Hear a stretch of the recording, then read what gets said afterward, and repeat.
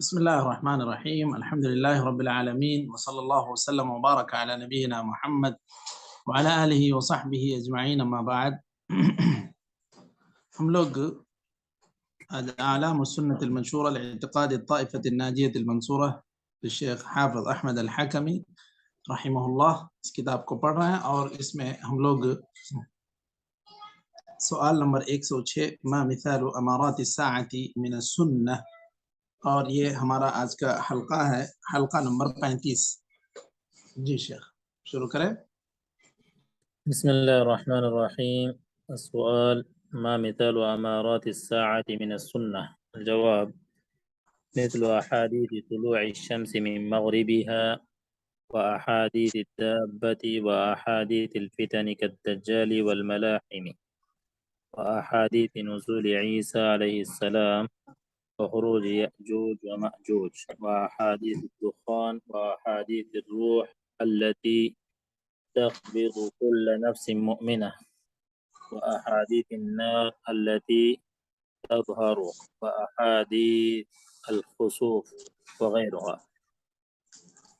السؤال: ما دليل الإيمان بالموت؟ الجواب: قال الله تعالى: قل يتوفاكم ملك الموت الذي وكل بكم ثم إلى ربكم ترجعون.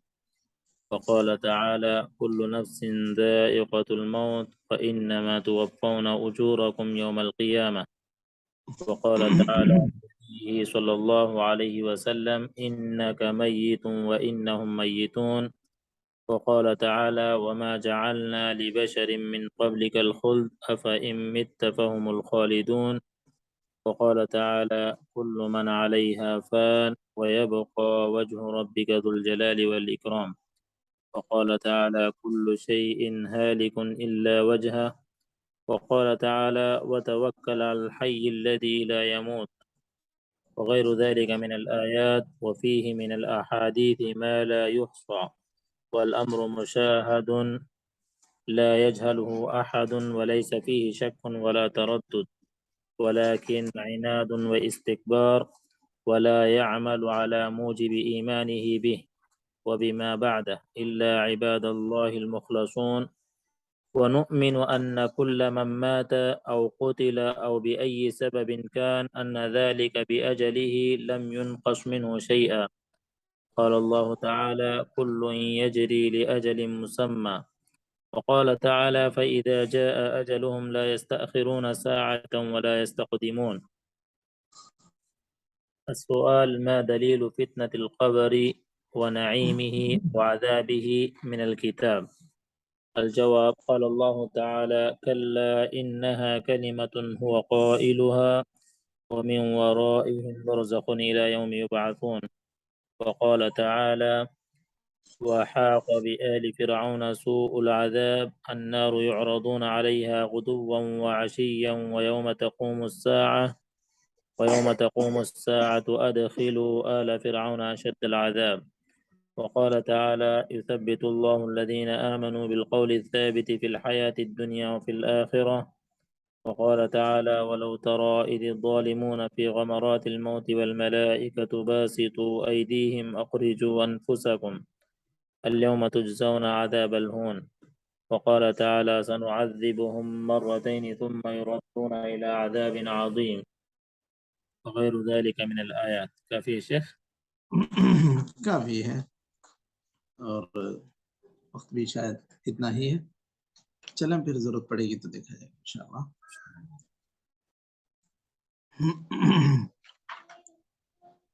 بسم الله الرحمن الرحيم. الحمد لله رب العالمين، وصلى الله وسلم وبارك على نبينا محمد وعلى آله وصحبه أجمعين، أما بعد।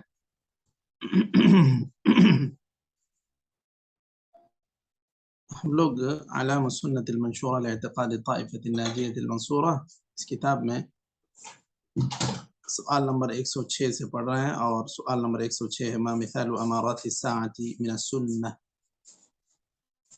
और ये आज का हमारा हल्का नंबर 35। सबसे पहले मौलिफ रहमहुल्लाह ने जो तरतीब शुरू की थी, अन तुमिना बिल्लाह व मलाइकतिह व कुतुबिह व रुसुलिह, والیوم الآخر. تو اب یہ 5ویں رکن میں ہے. 5ویں رکن میں ہم لوگ پڑھ رہے ہیں، وہ ہے ایمان بالیوم الآخر. اور ایمان بالیوم الآخر سے مطلب، جیسا کہ اس کی تعریف شیخ الاسلام ابن تیمیہ وغیرہ نے کی ہے، کہ کل ما یقع بعد الموت.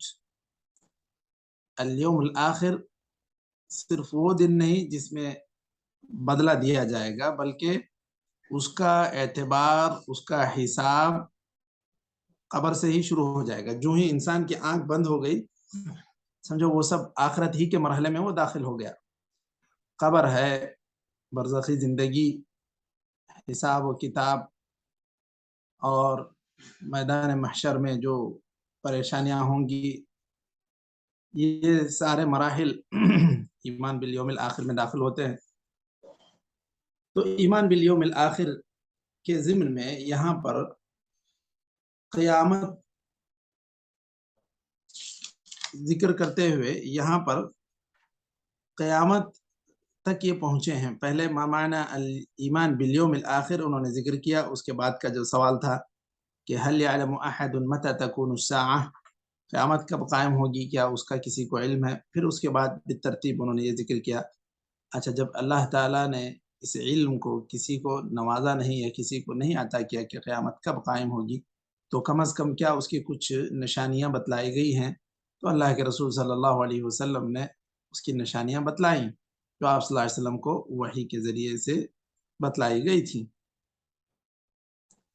اور قرآن کریم سے اس کی نشانیاں، قیامت کی نشانیاں کیا تھیں، ان کا تذکرہ ہوا، جس میں یہ بات کہی گئی وَإِذَا وَقَعَ الْقَوْلُ عَلَيْهِمْ أَخْرَجْنَا لَهُمْ دَابَّةً مِنَ الْأَرْضِ. خروج الدابہ من الارض، زمین سے ایک چوپائے کا نکلنا اور اس کا بات کرنا، اور ایسی بات جو لوگوں کے سمجھ میں آ جائے. یہ سب قیامت کے نشانیوں میں سے ہیں، اور ان کا تذکرہ قرآن کریم میں ہے. یاجوج و ماجوج کا نکلنا، یہ بھی قرآن کریم میں اس کا ذکر ہے، جیسا کہ اللہ تعالیٰ نے سورہ انبیاء میں کہا حتی اذا فتحت یاجوج و ماجوج وهم من کل حدب ینسلون. اب اس کے بعد انہوں نے بالترتیب، جیسے ان کی ترتیب ہے کہ قرآن سے دلیل، پھر حدیث سے دلیل. اب حدیث سے دلیل، قرآن سے دلائل کے بعد اب حدیث سے دلیل پیش کرتے ہوئے کہہ رہے ہیں ما مثال امارات الساعة من السنة. قرآن کریم کے بعد حدیث سے ایسے کیا دلائل ہیں، یا ایسی کون سی علامتیں ہیں جن کا ثبوت سنت میں پایا جاتا ہے. اس کی مثال سورج کا مغرب سے طلوع ہونا، یہ حدیث سے ثابت ہے. اللہ کے رسول صلی اللہ علیہ وسلم نے بتلایا کہ سورج ہر دن اللہ تعالیٰ کے عرش تلے، عرش کے نیچے سایہ کرتا، سجدہ کرتا ہے، پھر اللہ تعالیٰ سے اجازت طلب کرتا ہے کہ اس کو مشرق سے نکلنا ہے یا مغرب سے نکلنا ہے. جس دن اللہ تعالیٰ کہے گا کہ مشرق سے نہیں مغرب سے نکلنا ہے، تو پھر اس دن سورج مغرب سے نکلے گا. اسی طرح دابہ کی حدیث جو قرآن کریم میں اس کی اصل موجود ہے. اسی طرح احادیث الفتن، فتن یہ وہ سارے فتنے جو قیامت کے قریب واقع ہوں گے، قیامت سے پہلے واقع ہوں گے، ان کو فتنے کہتے ہیں. اصل میں فتنہ کی جمع ہے فتن، لیکن احادیث میں محدثین نے کتاب الفتن کے طور پر خاص طور پر اس کا الگ سے باب باندھا ہے کہ قیامت کے قریب، قیامت سے پہلے جو فتنے واقع ہوں گے ان کا تذکرہ آپ صلی اللہ علیہ وسلم نے کیا. ان کو خاص ابواب میں، خاص احادیث میں جو بھی تذکرہ آیا، ان کو ایک جگہ مرتب کیا گیا ہے. اسی طرح دجال کا فتنہ ہے الملاحم، ملحمہ کی جمع لڑائیاں، جنگیں. وأحاديث نزول عیسیٰ، حضرت عیسیٰ علیہ السلام کے نزول سے متعلق میں مختلف احادیث ہیں کہ حضرت عیسیٰ علیہ السلام اتریں گے، فجر کی نماز میں اتریں گے. الجامع الاموی بدمشق، جو سیریا میں جو مسجد ہے، وہیں پر حضرت عیسیٰ علیہ السلام کا نزول ہوگا. یہ اس تعلق سے احادیث موجود ہیں. وخروج یاجوج و ماجوج، اور یاجوج و ماجوج یہ آدم علیہ السلام ہی کے نسل سے ہیں۔ اب اس کے اوصاف کے تعلق سے جو بھی مختلف احادیث میں مختلف باتیں ذکر کی گئی ہیں، اب وہ کس قدر ان کا قد ہوگا، کتنے کتنے وہ ہوں گے، اور مزید ان کے کیا اوصاف ہیں، یہ کوئی خاص اہمیت کی چیز نہیں ہے۔ اصل میں اہمیت کس چیز کی ہے مشائخ وہاں پر؟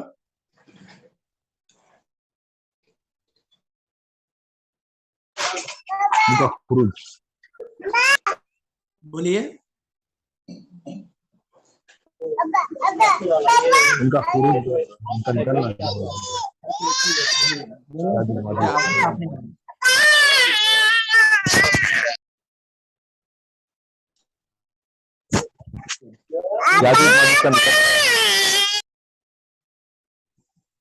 چلیے، آواز کافی آ رہی ہے۔ تو خیر، شیخ نے جو بتایا اس کے اندر میں اتنا تو سن لیا کہ اس کا خروج اصل میں یہ قیامت کی علامتوں میں سے ایک علامت ہے، اور وہی ہمارے لیے اہم ہے، کیونکہ جہاں بھی احادیث میں کہا گیا خروج یاجوج و ماجوج، اب وہ کتنے قد کے رہیں گے، کیا کیا کریں گے، وہ اسے وہ چیزیں ہمارے لیے، ان کے قد، ان کا کلر، یہ ساری چیزیں اہم نہیں ہیں۔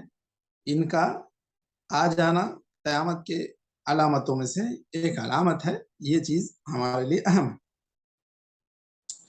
اس کے بعد وہ احادیث دخان، اس کی تفسیر یہ کی گئی ہے کہ جو اللہ کے رسول صلی اللہ علیہ وسلم کو کفار مکہ نے جو ستایا تھا، پریشان کیا تھا، اس کے نتیجے میں اللہ تعالیٰ نے ان کو عذاب میں مبتلا کرنے کے لیے ان پر قحط سالی طاری کر دی تھی۔ جب قحط سالی ان لوگوں پر، مکہ والوں پہ طاری تھی، تو اس وقت وہ لوگ جب آسمان کی طرف دیکھتے تھے تو ان کو بھوک کے مارے دھواں نظر آتا تھا۔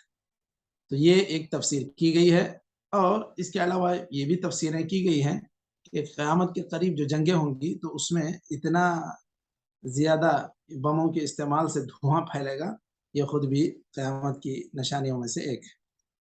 جبکہ اس کے لیے مزید دیگر احادیث میں بھی یہ چیز مذکور ہے کہ قیامت کے قریب بڑی بڑی جنگیں ہوں گی، یہ سب علامتیں ہیں قیامت کے قریب ہونے کی۔ وہ احادیث الریح التي تقبض كل نفس مؤمنہ، ایسی ہوا جو ہر مومن انسان کی کہ روح کا خاتمہ کر دے، اس کو لے لے، یعنی پھر جب زمین میں ایسے بدترین لوگ ہوں گے جو اللہ بھی نہیں کہتے ہوں گے، ایسے لوگوں پر قیامت اللہ تعالیٰ قائم کرے گا، طاری کرے گا۔ وَأَحَادِيثِ النَّارِ الَّتِي تَظْهَرُ، ایسی آگ جو ظاہر ہوگی آخری زمانے میں۔ یہ بھی کہا گیا ہے کہ اس سے پہلے بھی ایسے مدینے میں ایسی آگ ظاہر ہوئی جس کا اثر شام کے اونٹوں کے گردنوں پر دیکھا گیا۔ حدیث میں اس کی تفصیل ہے۔ اب اس کی تفسیر ایسے کرتے ہیں کہ جو براکین جو نکلتے ہیں، اس کو انگریزی میں کیا کہتے ہیں، ویلیکینک کچھ کہتے ہیں، ویلیکینو، تو اسی کو براکین کہتے ہیں عربی میں۔ جو آگ پھٹ کے نکلتی ہے زمین سے، اور ایسی آگ جس کو بجھانے میں کافی دشواری ہوتی، تو یہ اس طرح کی آگ کا ظاہر ہونا، جس کا مدینے میں جو اگر ظاہر ہو تو اس کا اثر شام میں دیکھا جائے گا، وہاں تک اس کا اثر لوگ دیکھیں گے۔ یہ چیز قیامت کی علامتوں میں سے ایک علامت ہے۔ وَأَحَادِيثُ الْخُسُوفِ وغیرها، زمین کا دھس جانا، الخسف کہتے ہیں۔ یہ دیکھیے، خسف مطلق کس معنی میں استعمال ہوتا ہے مشائخ؟ الخسف کس معنی میں؟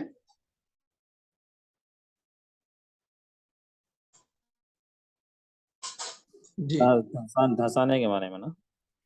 دھسنے کے معنی میں، دھسنے کے معنی میں۔ وہی اگر قمر کے ساتھ استعمال ہو جائے تو چاند گرہن، جی ہاں، सूरज गिरन, चांद गिरन, सही है जी जी।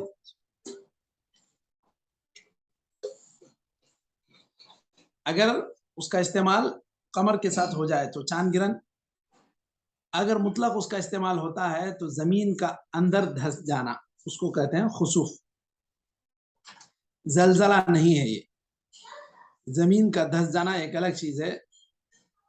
जलजले में तो जमीन हिल जाती है, सारी चीजें तबाह होती हैं, ये जमीन अंदर घिस जाएगी, अंदर अंदर धंस जाएगी, लोग भी धंस जाएंगे, इस तरह की कैफियत वो है। ये इसे खुसूफ कहते हैं। ये जलजले के अलावा ये अलामतों में से एक है। अल्लाह के रसूल सल्लल्लाहु अलैहि वसल्लम ने अहादीस में जो कहा कि ला तक़ूमु साअह, उस वक्त तक क़यामत कायम नहीं होगी जब तक कि तीन इस तरह के खुसूफ के वाक़यात ना हो। खुसूफ क्या चीज़ है? ज़मीन धंसने के वाक़यात, खस्फ़ुन बिल मशरिक़ व खस्फ़ुन बिल मग़रिब व खस्फ़ुन बिजज़ीरतिल अरब। ये तीन इस तरह ज़मीन धंस जाने के वाक़यात होंगे, ये सब क़यामत की अलामतों में से हैं। तो क़यामत की अलामतों के लिए अहादीस सहीहा में बेशुमार हदीसें हैं। उसको इन्होंने सिर्फ उसके एक अनावीन के तौर पे यहाँ पे जिक्र किया। सारे अहादीस को वो अगर जिक्र करते तो काफ़ी बात तवील हो जाती। इसलिए इख्तिसार के तौर पर उन्होंने आयतों का भी इशारतन जिक्र किया, बाद में ये कुछ अहादीस जिक्र की हैं जिसके ज़रिए से पता चलता है कि क़यामत की करीब वाक़ होने वाली अलामतों में से क्या क्या अलामतें हैं। इन सब का अहादीस में सबूत मौजूद है। उसके बाद सवाल नंबर 107, मा दलीलुल ईमान बिल मौत, मौत पर यकीन रखना या मौत पर ईमान लाना का मतलब ये कि मौत के ऊपर यकीन रखने की क्या दलील है। मौत पर यकीन रखने या मौत पर ईमान लाने की दलील कि ये मौत अल्लाह ताला की तरफ से होगी, उसकी दलील ये है कि अल्लाह ताला ने खुद कहा, कुल यतवफ़्फ़ाकुम मलकुल मौत अल्लज़ी वुक्किल बिकुम थुम्मा इला रब्बिकुम तुरजऊन,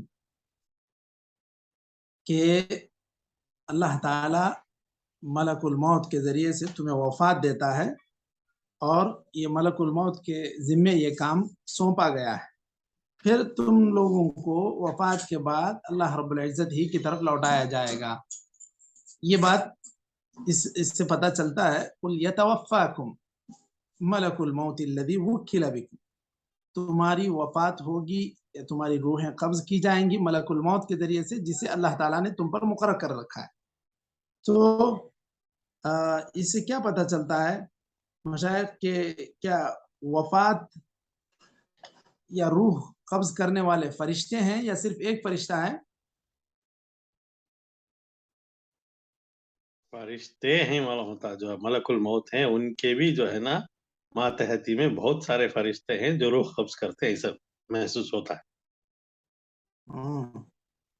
जी, और कुछ बताएंगे मशाइख?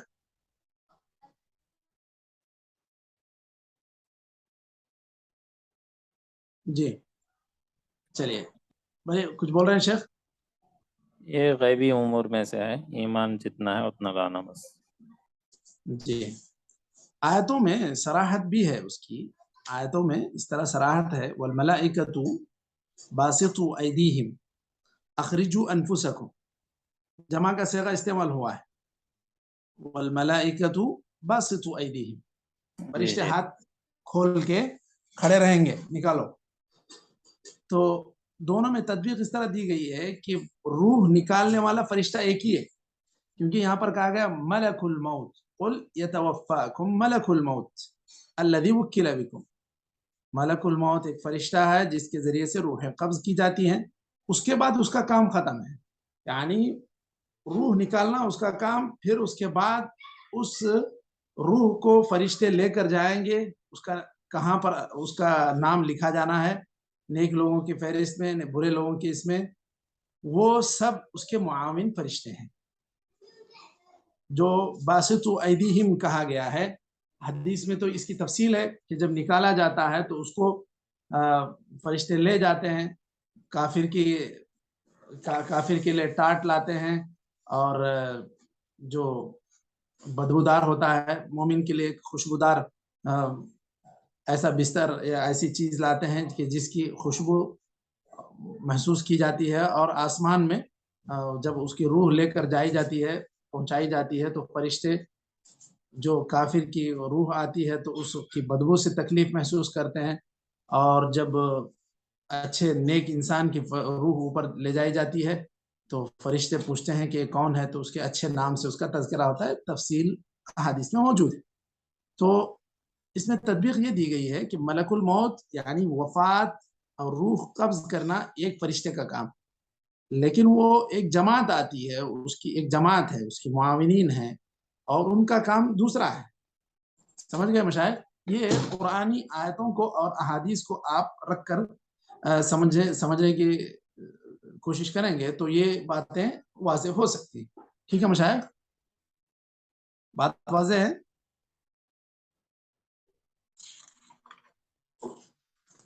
جی جی شیخ۔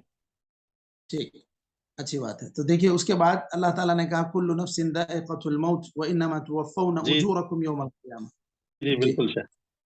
بالکل، چلیے، تو کل نفس ذائقۃ الموت، ہر انسان جتنے بھی نفس ہیں سب مرنے والے ہیں، سب موت کا مزہ چکھیں گے، حتیٰ کہ نبیوں کو بھی اللہ تعالیٰ نے اس سے مستثنا نہیں کیا۔ اللہ تعالیٰ نے فرمایا انک میت وانہم میتون، اے نبی آپ بھی اس دنیا سے گزر جانے والے ہیں، اس دنیا میں وفات پانے والے ہیں وہ لوگ بھی۔ اور دیگر آیتوں میں اللہ تعالیٰ نے کہا وما جعلنا لبشر من قبلک الخلد افإن مت فهم الخالدون۔ اسی طرح کہا کل من علیہا فان ویبقى وجہ ربک ذو الجلال والاکرام۔ اس آیت سے معلوم ہوتا ہے کہ سارے لوگ وفات پائیں گے۔ تو کیا فرشتے بھی وفات پائیں گے یا نہیں پائیں گے مشائخ؟ آئیں گے۔ جی، فرشتے بھی وفات پائیں گے، یہی صحیح بات ہے۔ اللہ تعالیٰ نے کہا کل من علیہا فان ویبقى وجہ ربک ذو الجلال والاکرام، سوائے اللہ تعالیٰ کے ہر چیز وفات پائے گی، مطلب جو بھی انسان ہیں، جنات ہیں، فرشتے بھی ہیں، ان کو بھی۔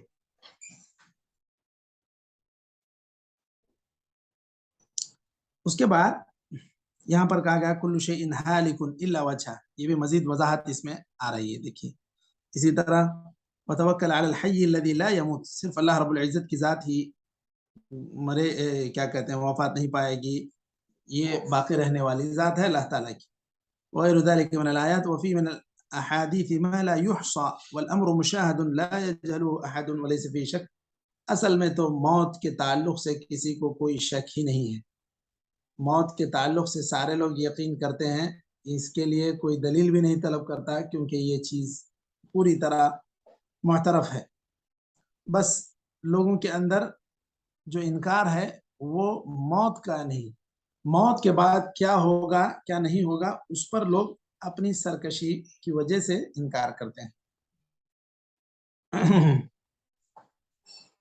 پھر جو لوگ بھی وفات پائے ہیں یا وفات ان کی کسی بھی حادثاتی طور پہ وفات ہو جاتی ہے، تو کیا وہ لوگ اپنی پوری زندگی جی لیے تھے یا نہیں جیے تھے مشاہد؟ مثلا کوئی ایکسیڈنٹ میں مرتا ہے، ہاں اپنی پوری زندگی جی لیے تھے شیخ، وہ بس ان کے تقدیر میں وہی تھا۔ ہاں بالکل، جی تو یہی صحیح بات ہے۔ آدمی ایسا نہ سوچے کہ یہ آدمی آیا اور اس کی زندگی ختم کر دیا، ایسی بات نہیں ہے۔ وہ اس کی تقدیر میں آخری دن اور اس کا آخری مرحلہ ایسے ہی طے تھا۔ اب جو مختلف جملے لکھے جاتے ہیں، دیکھیے راستوں میں لا تقطع الاشارہ ولا تقطع حیاتک و حیات الاخرین، اس طرح کے جو جملے لکھے جاتے ہیں کہ تم اشارہ کاٹ کے نہ اپنی زندگی کاٹو اور نہ دوسروں کی زندگی کاٹو، کا مطلب یہ ہے کہ تم ان کی زندگی کو تم ختم کر رہے ہو۔ یہ ایسے جملے وضع کیے جاتے ہیں جبکہ وہ اپنی پوری زندگی جی لیا۔ اب ایسا آپ یہ کہہ سکتے ہیں کہ دوسروں کی ایذا کا سبب مت بنو اور اشارہ کاٹ کے اپنی بھی ایذا اپنی بھی تکلیف کا سبب نہ بنو۔ ایسے جو جملے اس طرح کے لکھے جاتے ہیں، ایسا محسوس نہ ہونے پائے لوگوں کو کہ بس یہ جو اس نے گاڑی مارا تو بس اس کی وفات ہو گئی، ورنہ یہ جی لیتا تھا۔ آدمی کو ہر ہمیشہ تقدیر پر ایمان اور اس کی وفات کب ہوگی اس چیز کا بھی یقین رہے کہ یہ اللہ تعالیٰ کی طرف سے طے شدہ وقت ہے۔ وَلَن يُؤَخِّرَ اللَّهُ نَفْسًا إِذَا جَاءَ أَجَلُهَا فَإِذَا جَاءَ أَجَلُهُمْ لَا يَسْتَأْخِرُونَ سَاعَةً وَلَا يَسْتَقْدِمُونَ۔ یہ ساری آیتیں اس بات کی طرف اشارہ کرتی ہیں کہ موت کا وقت مقرر ہے۔ یہاں پر ہم لوگ رک جاتے ہیں، نکتفی بہذا القدر، وصلی اللہ وسلم